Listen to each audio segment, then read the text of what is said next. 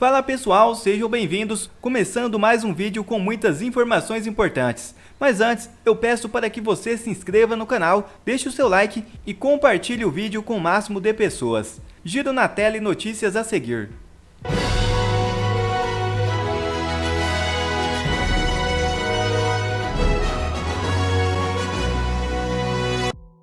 Globo afirma que o STF mandou recados com ameaça ao Ministério Público Federal. Se for verdade, acabou o Estado de Direito. Veja o vídeo. Eu nunca vi uma imprensa tão empenhada em fazer propaganda e defender um sistema ditatorial quanto a imprensa brasileira. Eu vou te mostrar dois vídeos agora que qualquer pessoa minimamente esclarecida ficará indignada, porque é estarrecedor o que está acontecendo. Mas primeiro vamos entender o contexto. Todo sistema acusatório não pode ser concentrado na mão de um grupo apenas, porque esse grupo pode usar, desse poder para destruir quem ele não gosta. Então nós temos um sistema acusatório que é dividido. Você tem o Ministério Público, que é o dono da acusação. Então se você vai ser acusado de alguma coisa, de algum crime, você tem o Ministério Público para fazer isso, a PGR. E do lado de cá você tem que ter o Judiciário, ou a Suprema Corte Brasileira, no caso do Brasil, para poder fazer o julgamento. Então você tem um que acusa e um para ver se essa acusação faz sentido. No Brasil, o STF tomou para si a posição de acusador, julgador e vítima, ainda por cima, e delegado, investigador. A situação está tão estarrecida, é tão escancarado, que a delação do Mauro Cid, que seria a bomba, foi lançada como se fosse a coisa que ia mandar Bolsonaro para a cadeia, caiu por terra.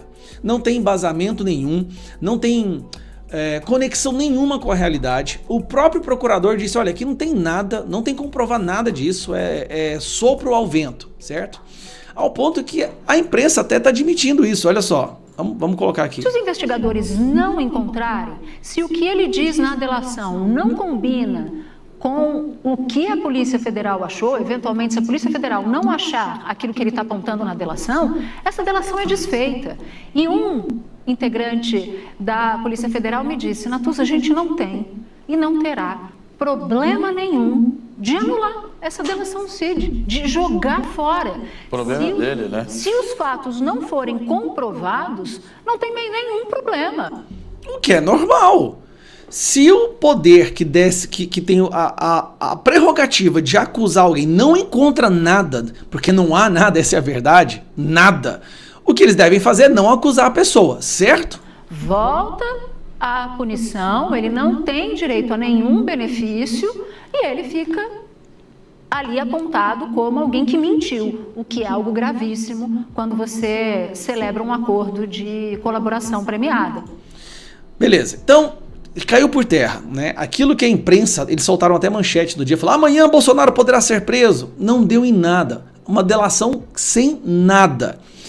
E aí o que o STF decide fazer? Preste atenção nisso aqui. Agora. Olha, ainda a imprensa mandando recado para o Ministério Público, para o Ministério Público Federal. Preste atenção nisso aqui. Agora, Otávio, de fato, se não houver denúncia... Impossível não haver denúncia. Presta atenção. O Ministério Público Federal já recebeu recados do Supremo. Poderes que deveriam ser independentes, tá? Justamente para a gente não viver numa ditadura. Isso existe para que não haja uma ditadura. O Supremo tá mandando recado pro Ministério Público e, cara, isso aqui... Que existe o crime de prevaricação.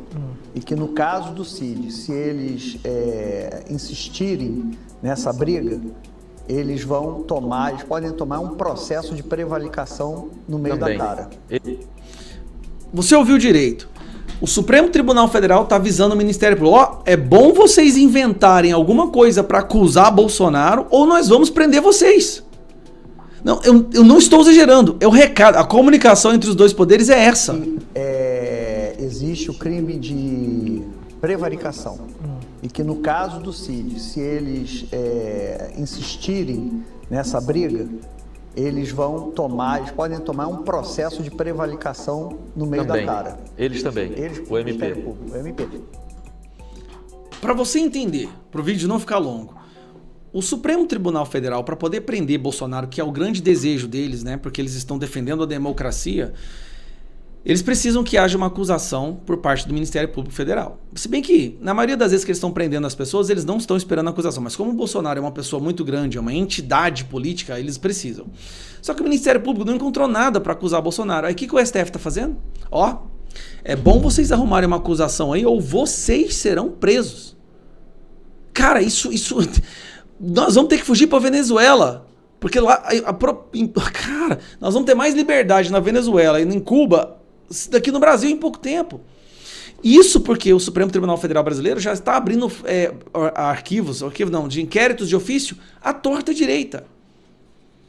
É por isso que essa semana um grupo de deputados, e eu faço parte, estamos indo para os Estados Unidos, vamos no Tribunal Interamericano de Direitos Humanos, vamos na OEA, vamos falar com senadores e congressistas americanos, porque eles precisam entender o que está acontecendo com o Brasil. O que está acontecendo no Brasil é muito grave. E eles não percebem isso porque esta imprensa brasileira é a primeira vez no mundo que nós temos uma imprensa que não é estatal, por assim dizer, que defende uma ditadura e defende a destruição de todo o aparato do Estado Democrático de Direito, ainda levantando a bandeira como se estivesse defendendo a democracia. Cara, é surreal o que está acontecendo no Brasil. É surreal. A sorte deles é que esse processo de imbecilização foi tão eficiente ao longo das últimas décadas que tem muita gente que não percebe o que está acontecendo. Muitas pessoas, e muitas mesmo, não percebem o que está acontecendo. Mas é estarrecedor o que se transformou o Brasil.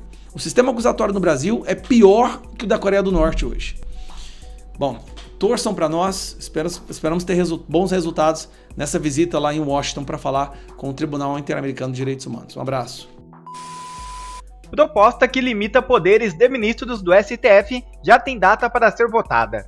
Segundo o presidente do Senado, Rodrigo Pacheco, PEC que limita as decisões individuais dos ministros do Supremo Tribunal Federal será votado no dia 21 de novembro. No mesmo dia, a Casa deve realizar a última sessão de discussão do texto. A aprovação da PEC requer votação em 2 turnos, com o apoio de pelo menos 49 senadores em cada turno. Após a aprovação no Senado, o texto é então encaminhado para a Câmara, onde também precisa ser votado em 2 turnos. Constantino, será que as decisões monocráticas estão mesmo com os dias contados, Consta? Sonhar não custa, né? Agora, veja, o próprio Gilmar Mendes já andou ameaçando que pode derrubar a PEC, o que é uma coisa curiosa, né? O poder de alterar por emenda constitucional a Constituição cabe ao Legislativo, mas essa configuração do Supremo tudo pode, ou assim acredita. E esse é o ponto. O mecanismo previsto na Constituição para freios e contrapesos a esse abuso de poder é o próprio Senado fazer alguma coisa. O senador Rodrigo Pacheco, há muito tempo a gente vem denunciando aqui, ele tem sido cúmplice desse arbítrio, desse abuso de poder. Pusilânime na melhor das hipóteses e cúmplice na mais provável. Agora parece que ele está frustrado, porque viu que não vai ser indicado para o STF, parece que ele estaria de olho aí no governo de Minas Gerais, para isso ele sabe que ele precisa de votos, né, coisa que ele não tem, então ele estaria flertando aí um pouco com a população brasileira. De vez em quando os políticos têm que lembrar que o povo existe. Então ele estaria fazendo iniciativas para tentar de alguma forma mitigar ou sinalizar que está disposto a combater então esse excesso de abuso de poder, como por exemplo as canetadas monocráticas absurdas nesse país. É muito cedo para achar que virou a chave o senador Rodrigo Pacheco e o próprio Congresso vai agora peitar a ditadura togada em curso no Brasil. Eu não solto fogos de artifício, olho tudo isso, observo com muita cautela, muita prudência e muito realismo, né? Então, respondendo sua pergunta, Adriana, eu acho que ainda não dá para comemorar, não. É bom ir com calma nessa expectativa. Qual a sua para votação, Ana? Eu concordo com o Constantino. Eu acho que tem que ir com muita calma, até porque nós precisamos acompanhar quem o STF vai pegar para refém, né? Porque eles que detêm a casa ali, o Tribunal Constitucional que detém, digamos, as rédeas, né, dos parlamentares por causa do foro por prerrogativa de função, o foro privilegiado, então o Congresso fica na mão do Supremo Tribunal Federal. Vamos ver que tipo de ameaça virá, né? Lembrando que houve, né, uma discussão, um debate que passaria na Câmara, que incomodaria o Supremo Tribunal Federal. O Arthur Lira disse que pautaria, e o que o STF fez? Puxou um inquérito dos aliados do presidente da Câmara, Arthur Lira, e disse: olha, vamos começar a visitar isso aqui então. Arthur Lira engavetou a votação e o Gilmar Mendes engavetou o inquérito também, né, as investigações sobre os aliados do Arthur Lira. Então, quem será o refém da vez? Será que o Rodrigo Pacheco vai continuar tendo coragem de seguir com essa proposta que limita os poderes de ministro? Não sei, vamos ver, porque até agora o Rodrigo Pacheco não demonstrou a coragem necessária para quem está sentado na cadeira de presidente do Senado. A Amazônia está pegando fogo e Lula é desmascarado. E a culpa não era do Bolsonaro. A Amazônia está enfrentando o pior índice de queimadas dos últimos 25 anos. Há cidades cobertas por fumaça e agora sofrendo também com tempestades de areia. Está difícil respirar. Em outubro, foram mais de 22 mil focos de queimadas, 58% acima do que foi registrado no mesmo mês do ano passado. É um novo recorde negativo para a coleção do Lula. Em área desmatada, no período de um ano, ele ainda está atrás do Fernando Henrique Cardoso. Em 1995, com FHC na presidência, 29.059 quilômetros quadrados de floresta amazônica foram desmatados. Com Lula, em 2004, foram destruídos 27.772 quilômetros quadrados de mata nativa da região. Agora o petista anuncia que reduziu o desmatamento quase pela metade. Lula também divulga que aumentou o combate aos incêndios, mas, ao que tudo indica, com a rapidez de um cágado. Até alguns companheiros admitem, com certo constrangimento, que faltou agir mais cedo. Os próprios apoiadores do petista sabem que combater o fogo é paliativo e que daria para ter feito mais e com antecipação para impedir que a situação chegasse ao nível atual. Claro que essa turma agora enxerga um enorme desafio. Admite, de repente, que há uma conjunção de fatores na Amazônia que contribuem para o quadro que a região enfrenta. Então, não era só tirar o Bolsonaro da presidência? Especialistas estão dizendo por aí que o clima está muito favorável à expansão dos incêndios florestais. A seca é culpa do El Niño, ressuscitado depois do governo passado. A estiagem extrema é resultante de um El Niño intenso.